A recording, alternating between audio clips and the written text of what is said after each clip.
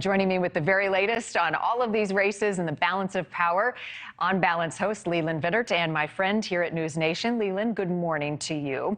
And good morning. Happy Friday. Happy Friday. I'm going to put the pot of coffee on in my office when I leave today so that you can get through the rest of the day. What a week it's been.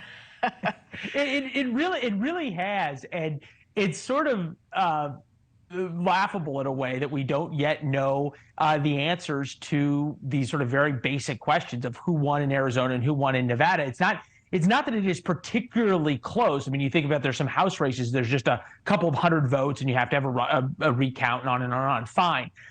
The issue here is just that Nevada and Arizona's rules for counting ballots mean that counting ballots takes a really long time. So we sit and we wait for each consecutive what we call a vote dump, and is aptly named, and then you process that and go forward. It could be today. It could be sometime through the weekend before we really have a clear picture of how many votes are outstanding in the rural counties of Arizona and Nevada, and would that make a difference? Right. And I was watching part of your interview with Scott Tranter with Decision Desk HQ, and he was reluctant. In fact, he would not project an outcome in any of these races in terms of when we will hear it, right? He's our number cruncher guy, but he's like, I'm not going there. I'm not going to tell you when you're going to get results.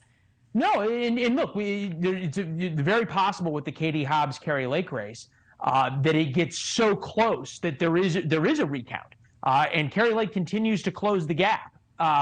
So if it's within, I think it's 0.5%, it goes to a mandatory recount in Arizona. But then you'd have Katie Hobbs, the Secretary of State, overseeing a recount in her own election. That's her job. Yeah, there you go. Right. And that's why she's going to continue to do it, despite the fact that Kari Lake says, I want you to recuse yourself. District 3 in Colorado. So we're waiting on 31 uncalled House races. The GOP needs 8 to take control. Republican Lauren Boebert in a really tight race in that state. What other House races are you watching? Oh, look, Katie Porter's House race. She was the heir apparent to Dianne Feinstein's Senate seat. Out in California is probably one of the big marquee races that Republicans would love to take. A sort of a firebrand populist in the vein of Elizabeth Warren. Katie Porter is very, very vulnerable out there. Those House races sort of tend to be commodities at a point like this, and now sort of it's numbers for Democrats. The way to look at it probably right now is you'd a lot rather be Republicans looking to take the House, and you'd a lot rather be Democrats looking to take the Senate. They respectively have the best chances.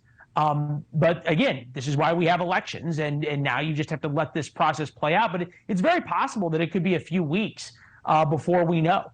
Right. And as we wait, we can always talk about Trump because everybody else is, and that's exactly what he wants the media to be doing. So the Trump midterm effect, Leland, Colby Hall on your show called him Rasputin. And I was thinking he is sort of Teflon, right? It doesn't matter what he says. We're still going to be talking about it.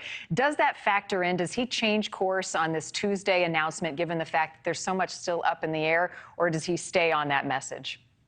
Boy, there's a lot of Republicans, even what you might call MAGA-adjacent Republicans, who his former press secretary, some of his longtime advisors, who are publicly saying, hey, wait until after the Georgia runoff.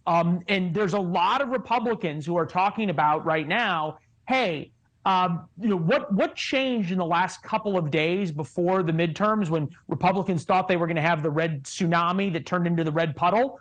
Well, Donald Trump became a lot more vocal. He went out on the campaign trail. He's teased an announcement on Monday night. Then he teased an announcement on election night.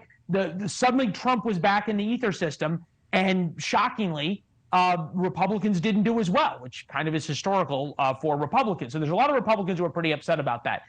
Has that ever affected Donald Trump? No.